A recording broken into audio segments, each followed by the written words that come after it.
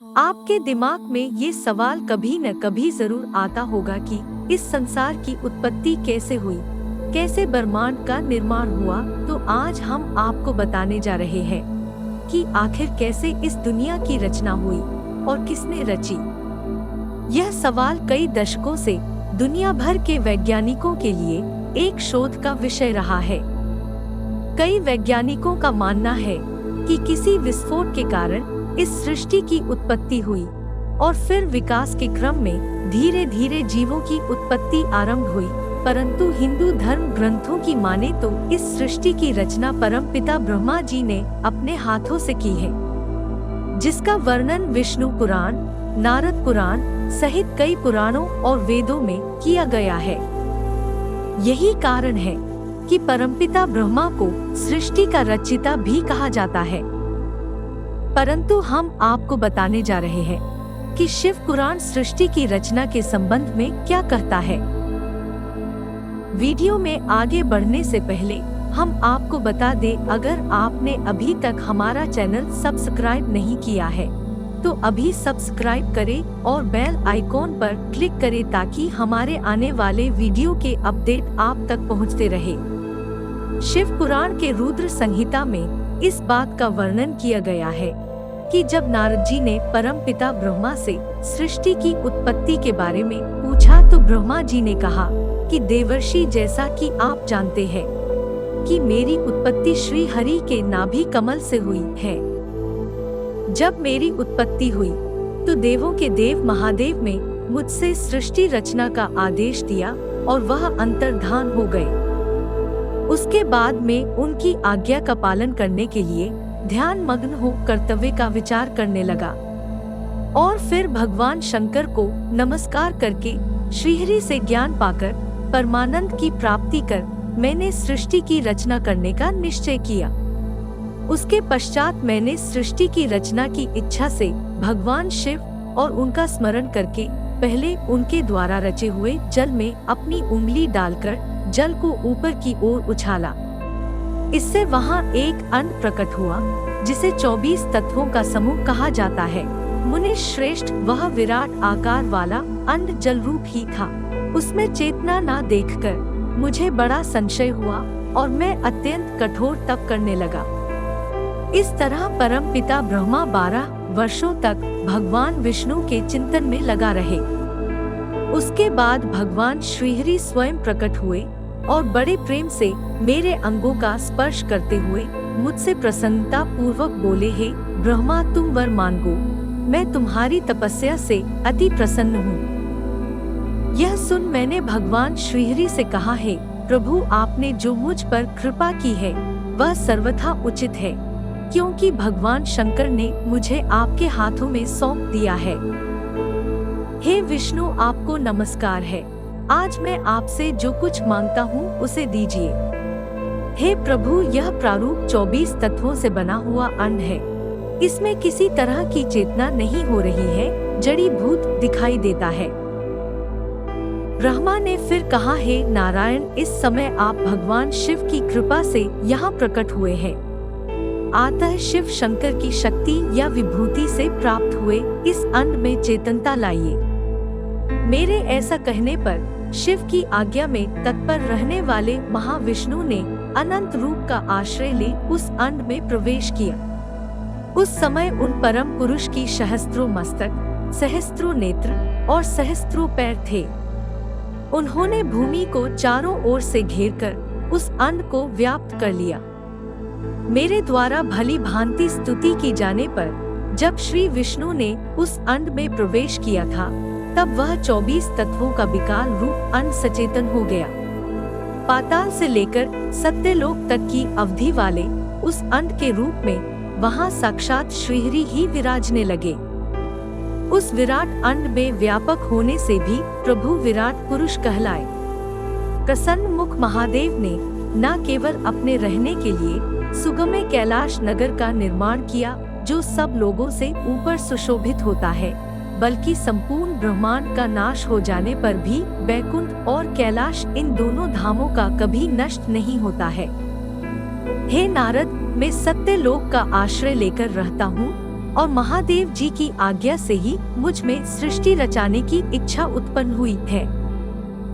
उसके बाद जब मैं सृष्टि की रचना की इच्छा से चिंतन करने लगा, उस समय पहले मुझसे अनजाने में ही तमोगुण सृष्टि का प्रादुर्भाव हुआ, जिसे अविद्या पंचक कहते हैं।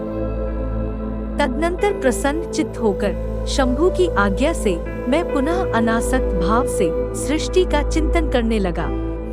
उस समय मेरे द्वारा स्थावर संज्ञक वृक्ष आदि की सृष्टि हुई, जिसे मुख्य सर्ग कहते हैं। यह पहला सर्ग है, वह अपने लिए पुरुषार्थ का साधक नहीं है। यह जानकर सृष्टि की इच्छा वाले मुझ ब्रह्मा से दूसरा सर्ग प्रकट हुआ, जो दुख से भरा हुआ है। उसका नाम है प्रियक श्रोता। वह सर्ग भी पुरुषार्थ साधक नहीं था। उसे भी पुरुषार्थ साधन की शक्ति से रहित जान जब मैं पुनः सृष्टि का चिंतन करने लगा, तब मुझ में शीघ्र ही तीसरे सात्विक सर्ग का प्रादुर्भाव हुआ, जिसे उद्धर्व श्रोता कहते हैं। यह देवसर के नाम से विख्यात हुआ। देवसर के सत्यवादी तथा अत्यंत सुखदायक है। उसे भी पुरुषार्थ साधन की रुचि एवं अधिकार से रहित जानकर मैंने अन्य सर्ग के लिए अपने स्वामी श्री शिव का चिंतन आरंभ किया। तब जाकर भगवान शंकर की आज्ञा से एक रजोगुणी सृष्टि का प्रादुर्भाव हुआ, जिसे आवर्त श्रोता कहा गया है। इस सर्ग के प्राणी मनुष्य है, जो पुरुषार्थ साधन के उद्धधिकारी है। तदनंतर महादेव जी की आज्ञा से भूत आदि की सृष्टि हुई। इस प्रकार मैंने 5 तरह की विकृत सृष्टि का वर्णन किया है। इनकी सेवा 3 प्राकृत सर्ग भी कहे गए हैं, जो मुझ ब्रह्मा के सानिध्य से प्रकृति से ही प्रकट हुए हैं। इनमें पहला महत्व का सर्ग है, दूसरा सूक्ष्म भूतों अर्थात तन्मात्म्यों का स्वर्ग है, और तीसरा वैकारिक सर्ग कहलाता है। इस तरह यह 3 प्राकृतिक है। प्राकृत और विकृत दोनों प्रकार के सर्गों को मिलाने से 8 वर्ग होते हैं। इनके सेवा कौमार्ग सर्ग है, जो प्राकृत और विकृत भी है। इन सब के आयामता एकता में वर्णन नहीं कर सकता, क्योंकि उसका उपयोग बहुत थोड़ा है। मुनि श्रेष्ठ, इन सब के बाद विचारात्मक सर्ग का प्रतिपादन हुआ। इसका दूसरा नाम कौमार्ग सर्ग है, जिसमें सनानंदन आदि कुमारों की महत्वपूर्ण सृष्टि हुई। सनक आदि मेरे 4 मानस पुत्र हैं, जो मुझ ब्रह्मा के ही समान है। वे महान बैराग से संपन्न तथा उत्तम व्रत का पालन करने वाले हुए। उनका मन सदा भगवान शिव के चिंतन में ही लगा रहता है। वे संसार से विमुख एवं ज्ञानी है, परंतु उन्होंने मेरे आदेश देने पर भी सृष्टि के निर्माण करने से मना कर दिया। यह सुनकर मुझे भयंकर क्रोध आ गया, और उस समय मुझ पर मोह रूपी अंधकार छा गया। उस समय मैंने मन ही मन भगवान विष्णु का स्मरण किया। वे शीघ्र ही आ गए, और उन्होंने समझाते हुए मुझसे कहा, तुम भगवान शिव की प्रसन्नता के लिए तपस्या करो। उसके बाद श्रीहरि के आदेशानुसार मैं भगवान शिव के नाम से महाघोर एवं उत्कृष्ट तप करने लगा। सृष्टि के लिए तपस्या करते हुए परमपिता ब्रह्मा कहते हैं, मेरी दोनों मोहे और नासिका के मध्य भाग से सर्वेश्वर एवं दयासागर भगवान शिव अर्धनारीश्वर रूप में प्रकट हुए, जो जन्म से रहे, तेज की राशि, सर्वज्ञ एवं सर्वदृष्टा है। वो नीली लोहित नामधारी साक्षात उमा बल्लभ शंकर को सामने देख बड़ी भक्ति से मस्तक झुका। उनकी स्तुति करके मैं बड़ा प्रसन्न हुआ, और उन देवेश्वर से बोला, प्रभु आप ही भांति भांति के जीवों की सृष्टि कीजिए। मेरी यह बात सुनकर उन देवाधिदेव महेश्वर रुद्र ने अपने ही समान बहुत से रुद्र गुणों की सृष्टि की।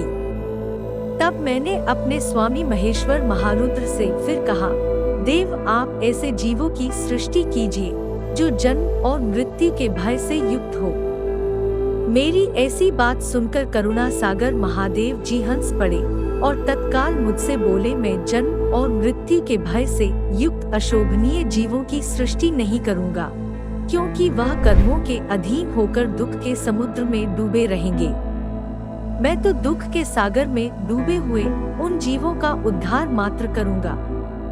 गुरु का स्वरूप धारण करके उत्तम ज्ञान प्रदान कर उन सबको संसार सागर से पार करूंगा। हे प्रजापति, दुख में डूबे हुए सारे जीवों की सृष्टि तो तुम ही करो। मेरी आज्ञा से इस कार्य में प्रवृत्त होने के कारण तुम्हें माया नहीं बांध सकेगी। मुझसे ऐसा कहकर श्रीमान भगवान निर्लोहित महादेव मेरे देखते देखते अपने पार्षदों के साथ तत्काल तिरोहित हो गए। उसके बाद मैंने देवाधिदेव महादेव की आज्ञा के अनुसार अपने पूर्व मुख से ऋग्वेद, दक्षिण मुख से यजुर्वेद, पश्चिम मुख से सामवेद और उत्तर मुख से अथर्ववेद की रचना की। तत्पश्चात मैंने आयुर्वेद, धनुर्वेद, गंधर्व वेद और स्थापत्य आदि उपवेदों की रचना की। फिर अपनी मुख से इतिहास पुराण उत्पन्न किया और फिर योग विद्या, दान, दाम, सत्य, धर्म आदि की रचना की। अंत में मैंने अपने हृदय से ओंकार, अन्य अंगों से वर्ण, स्वर्ग आदि तथा क्रीड़ा से 7 सुर प्रकट किए। परंतु इस सब की रचना के बाद जब मुझे लगा कि मेरी सृष्टि में वृद्धि नहीं हो रही, तो मैंने अपने शरीर को 2 भागों में विभक्त कर दिया, जिनका नाम का और यानी काया हुए। उन्हीं 2 भागों में से एक से पुरुष तथा दूसरे से स्त्री की उत्पत्ति हुई। पुरुष का नाम मनु और स्त्री का नाम शत्रुपा था। फिर मनु और शत्रुपा ने इस मानव संस्कार की शुरुआत की। तो मित्रों, हम उम्मीद करते हैं आपको इस वीडियो से बहुत कुछ जानने और सीखने को मिला होगा।